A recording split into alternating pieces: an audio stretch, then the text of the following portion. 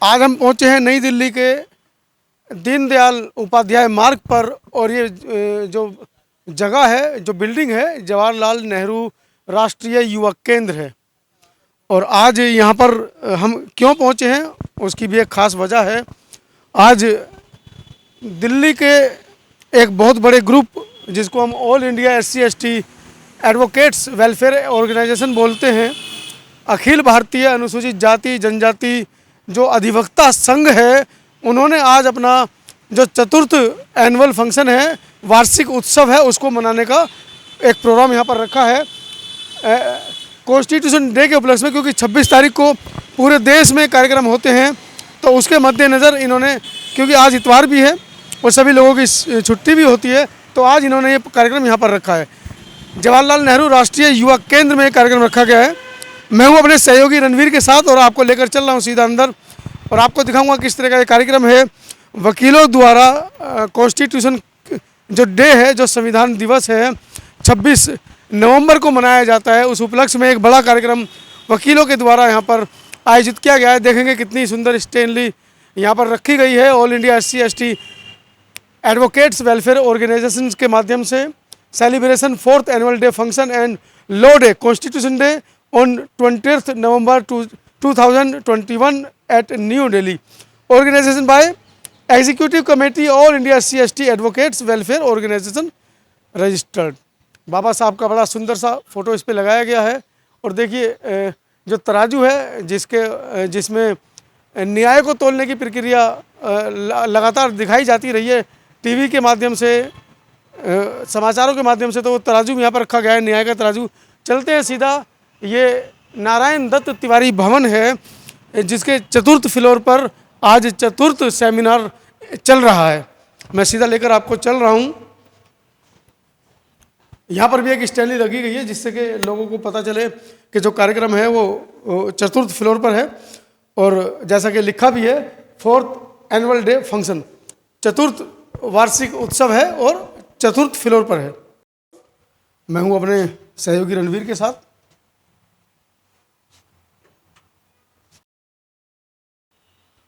Lift के माध्यम से हम पहुंच चुके हैं चतुर्थ फ्लोर पर, जहां पर आज का अधिवेशन है। यहाँ पर भी एक स्टैंडली बड़ी सुंदर सी लगाई गई है। ऑल इंडिया SC/ST जो एडवोकेट्स वेलफेयर ऑर्गेनाइजेशन है, उनके माध्यम से आप देख रहे हैं कि ये तीसरी स्टैंडली है, जिससे कि लोगों को पता चल सके कि प्रोग्राम कहाँ पर है। सीधा चलते हैं कार्यक्रम स्थल पर। कुछ गेस्ट अभी यहाँ पर पहुँच चुके हैं, इन लोगों से भी बातें करेंगे, लेकिन सीधा पहले मंच की तरफ लेकर चलते हैं। अभी कार्यक्रम में समय है थोड़ा, बस स्टार्ट होने वाला है। परिचय आपका? मैं सुदेश कुमारी जेठवा।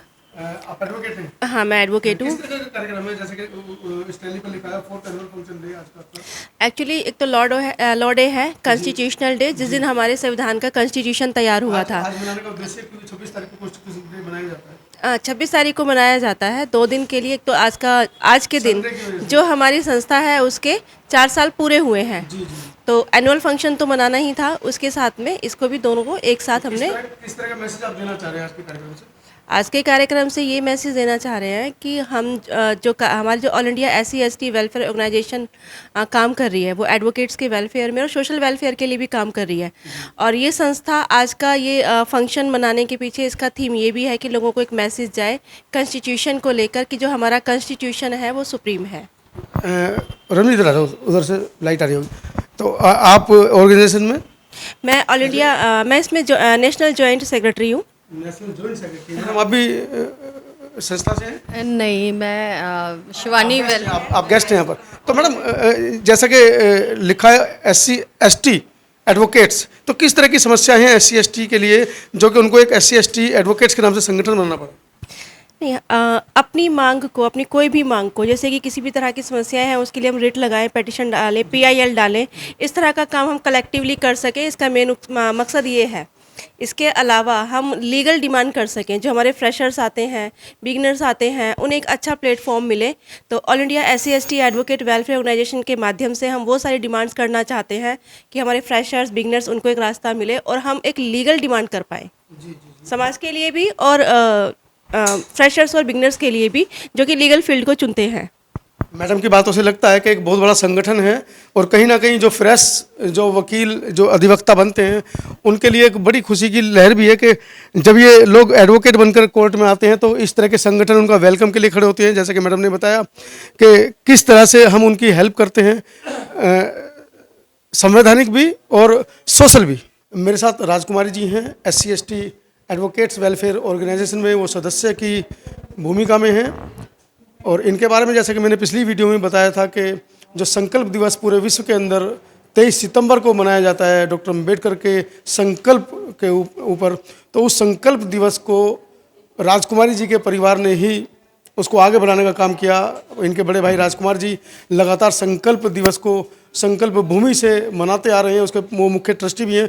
राजकुमार जी, किस तरह का प्रोग्राम है, किस तरह का आपका संगठन काम कर रहा है?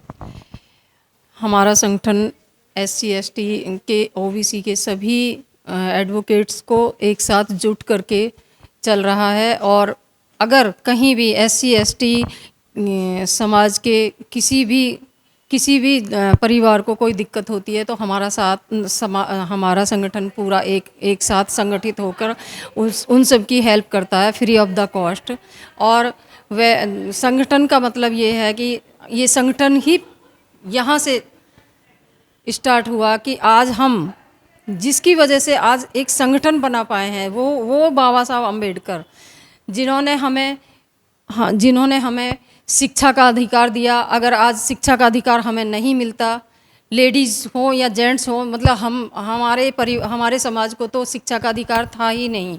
हम बाबा साहब तक को नहीं था शिक्षा का अधिकार, वो भी स्कूल के बाहर जहाँ जूते उतारे जाते हैं वहाँ बैठकर पढ़े, उनको पानी पीने तक का अधिकार नहीं था। लेकिन वो सब सहन करने के बाद भी बाबा साहब आज नॉलेज ऑफ सिंबल हैं, क्योंकि उन्होंने इतना संघर्ष करने के बाद जो पढ़ाई की और जिस पढ़ाई से वो विदेश तक भी पहुँचे और विदेश से पढ़ के आके जो संविधान का उन्होंने निर्माण किया, क्योंकि उस टाइम इतना पढ़ा लिखा कोई था ही नहीं कि जो कोई संविधान को लिख सकता। संविधान निर्माण के लिए कमेटी जो बनी उसके चेयरमैन बाबा साहब को रखे गए, क्योंकि बाबा साहब से ज़्यादा ज्ञानी और ज़्यादा पढ़ा लिखा कोई उस टाइम था ही नहीं। और उस संविधान से जो हमें मिला उसी की वजह से आज हम गाड़ी बंगले और हम अच्छे कपड़े पहन पा रहे हैं और आज हम सूट बूट में रहते हैं।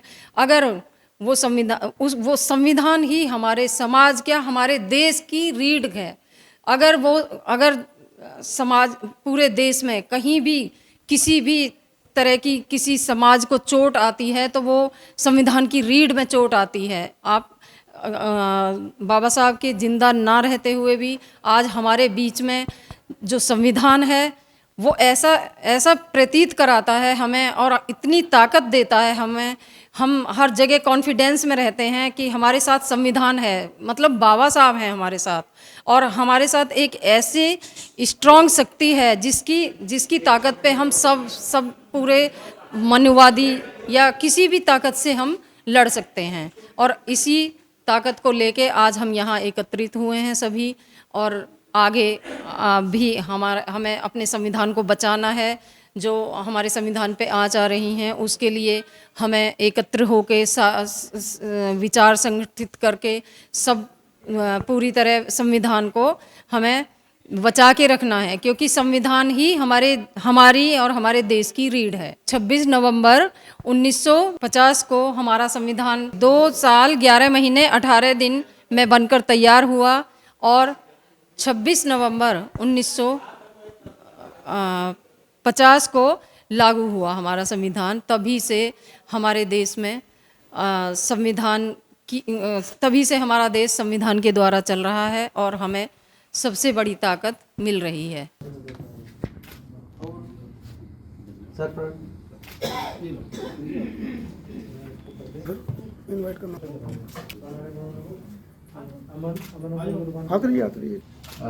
नमो तस्ते भगवतो अरहतो सम्मा सम्बुद्धस्से धम्मं शरणं गच्छामि संघं शरणं गच्छामि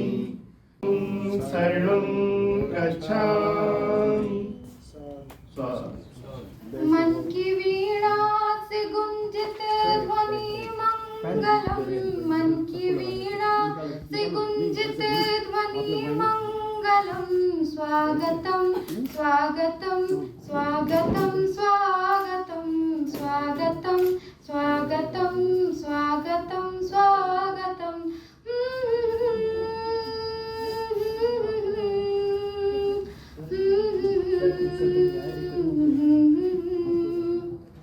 ऐसा पावन सुहावन समय आज है, आप आए तो अतिथियों के सरताज है।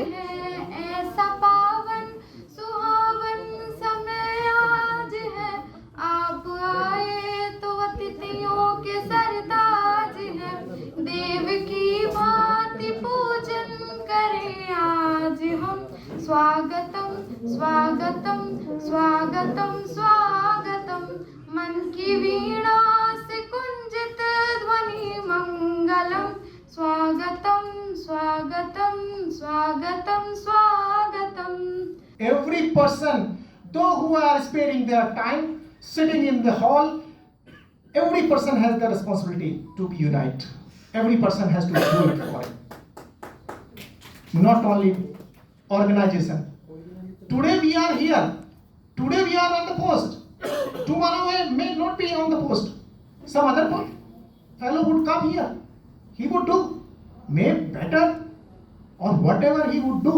We have to follow, but the system has to follow. पहले बनाइए।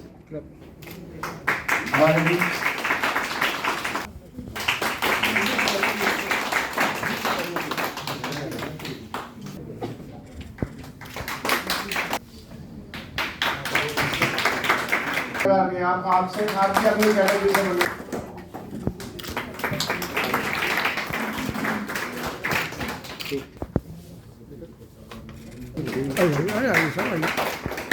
नोएडा से हमारे एसपी सिंह जी आए हुए हैं। नोएडा से एसपी सिंह मेडू।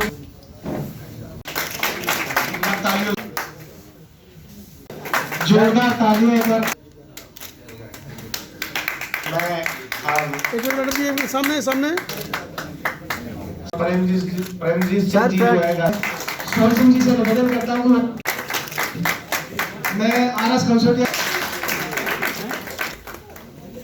आप sir sir sir sir Singh साहब आप यही, सर आप यही है गौतम साहब।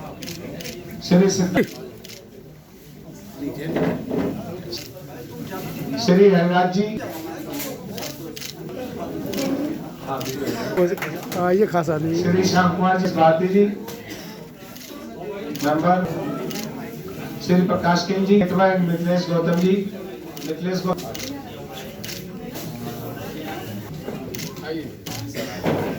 अपने वरिष्ठ साथी श्री स्वर्ण सिंह जी भाई साहब से आग्रह करूंगा कि वो भी डांस पर आ जाए। अब इस प्रोग्राम को सफल बनाने में आप सुरेश जेठवाई से रिक्वेस्ट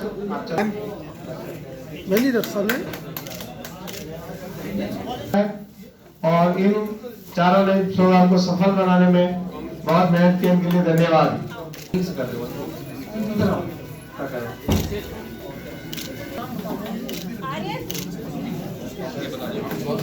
बेटा इधर देखो।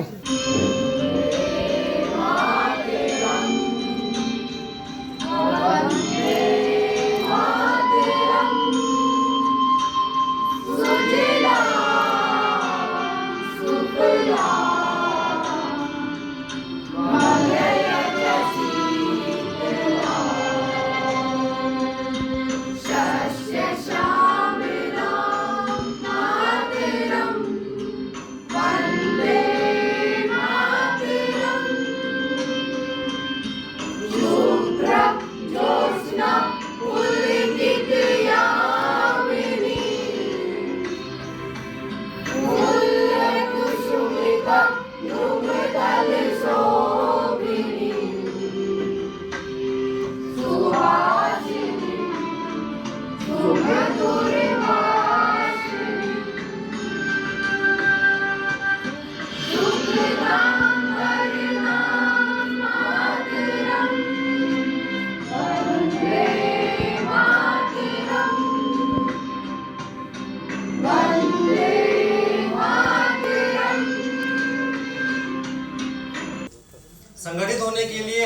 शिक्षित होने के लिए या संघर्ष करने के लिए कोई ऐसी खास आवश्यकता नहीं होती है, लेकिन हमें संगठित होने के लिए एक दूसरे के बारे में जानकारी होनी बहुत जरूरी है कि कौन अपने साथी हैं, कौन अपने साथ के हैं, कौन जय भीम वाले हैं। संविधान उस दौर में लिखा गया था, उस टाइम बाबा साहब से ज़्यादा पढ़ा लिखा या ज़्यादा ज्ञानी कोई था ही नहीं। इसीलिए बाबा साहब उन्होंने मजबूरी में बाबा साहब को ये हक दिया था।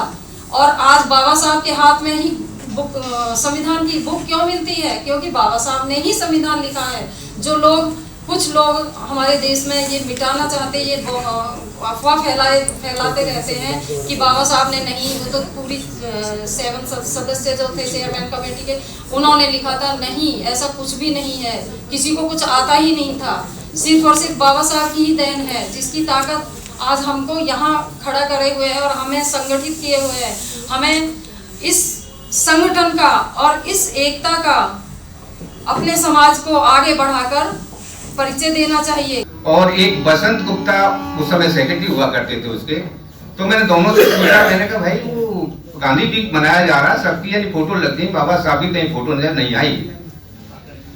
तो जो उनके शब्द थे मैं यहाँ बताना चाहता हूँ, माफ करना, क्या सोन सिंह चमार छोड़ के बारे में बात करता। मेरा पाला इतना गर्म हुआ कि मैंने ईंट उठाई है, गांधी की तस्वीर में देखा, वहां पे हंगामा हुआ, इतना बड़ा हंगामा हुआ कि मुझे लगता है कि वहाँ उस दिन मुझे पता चला कि मेरे अपने यहाँ पे स्टूडेंट कितने हैं। भारत के संविधान में सबसे महत्वपूर्ण बात ये इम्पोर्टेंट बता दूं कि ये संविधान जब तक सही है जब तक इसके नेता और नियत वाले लोग सही हैं। बाकी आप ये संविधान के अंदर आप देखोगे कि ये वर्ल्ड का पहला संविधान है जो सबसे कम समय में लिखा गया है। कनाडा जैसा संविधान आप देखोगे कि कम से कम 8 और 12 साल में लिखा गया है। ये भारत का पहला संविधान है, 2 साल 11 महीना 18 दिन के अंदर लिखा गया है। दूसरे संविधान की सबसे बड़ी खासियत यह है कि अगर बाबा साहब डॉक्टर अम्बेडकर संविधान को न बनाते तो शुरुआतों को राइट टू वोट का कभी नहीं होता और महिलाओं को एजुकेशन का भी कोई अधिकार नहीं मिलता। हमारे समाज पर अत्याचार दिनों दिन बढ़ते रहे हैं। आरक्षण की व्यवस्था कम होती जा रही है, सर्विस की व्यवस्था कम होती जा रही है। जो हमारी सरकारी नौकरियों के साधन थे उनको लोग निजीकरण, जो सेंट्रल गवर्नमेंट है, निजीकरण के रूप में परिवर्तित करके हमारी नौकरियां खा रही है।